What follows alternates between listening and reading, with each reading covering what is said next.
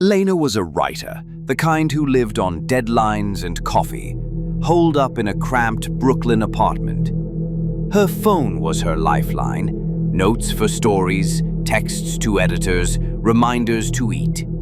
She'd always trusted it, even when autocorrect mangled her words into nonsense.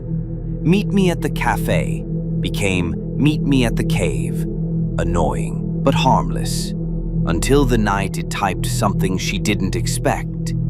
It was late, past midnight, and Lena was drafting a text to her friend Mia about a story idea. She typed, "I'm working on something dark." Her phone corrected it to, "I'm waiting in the dark." Lena frowned, deleted it, and tried again. This time it changed to, "I'm watching from the dark." Her pulse quickened. She wasn't alone in the apartment, was she? She checked the locks. Everything was fine. Just a glitch, she told herself. But it didn't stop. The next day, texting her editor about a deadline, "Need more time," became, "Need more blood." Lena laughed nervously, blaming an overactive algorithm. She turned off autocorrect, but her phone kept changing her words. Simple messages, "I'm fine," or "Call me," twisted into cryptic phrases, "I'm hiding," or "Cut me." She reset her phone, updated the software, even called tech support. They found nothing wrong. By the third night, the texts weren't just words, they were instructions.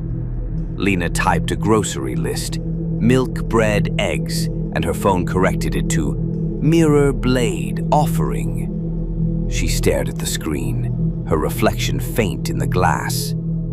The apartment felt too quiet, the shadows too deep. She tried to text Mia for help, typing, "Something's wrong with my phone." It sent as, "Something's waiting in your home." Mia didn't reply. Lena stopped using her phone, scribbling notes on paper like she was back in high school. But the screen would light up on its own, notifications piling up, messages she hadn't sent, replies to people she didn't know. "Go to the basement. Bring the knife." She lived on the 5th floor. There was no basement, or so she thought. One night, half asleep, she found herself typing, "What do you want?" The reply came instantly. "You know what I want." Lena dug into forums, searching for others with possessed phones.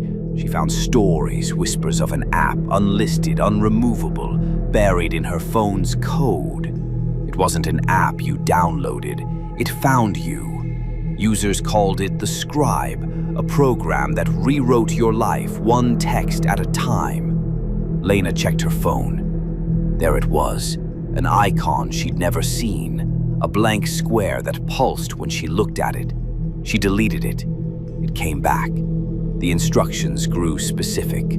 Open the closet at 3 a.m. Draw the symbol on the mirror. Leave the door unlocked.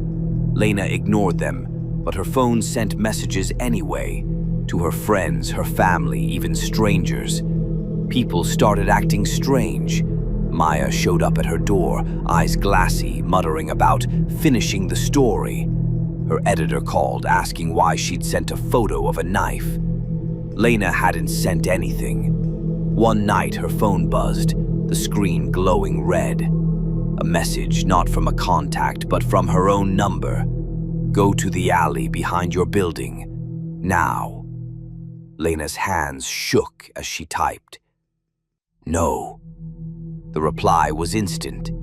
"You already did." She looked out her window. In the alley below, a figure stood, holding her phone, typing. It looked up, its face her own, but wrong, eyes too wide, mouth stretched into a grin. Lena smashed her phone, shards cutting her hands. The screen went black, but the texts kept coming, now from her laptop, her TV, every screen in her apartment. "Finish the ritual, spill the blood, write the ending." She ran to the alley, desperate to confront whatever was there. It was empty, but her phone, whole again, lay on the ground, screen glowing. A new message. "You're the story now."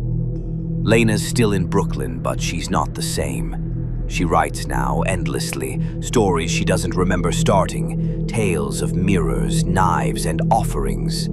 Her phone never leaves her side, typing for her when her hands falter. Friends say she's distant, her eyes always on the screen, her fingers moving like they're not her own. If you get a text from her, don't reply. It's not Lena anymore.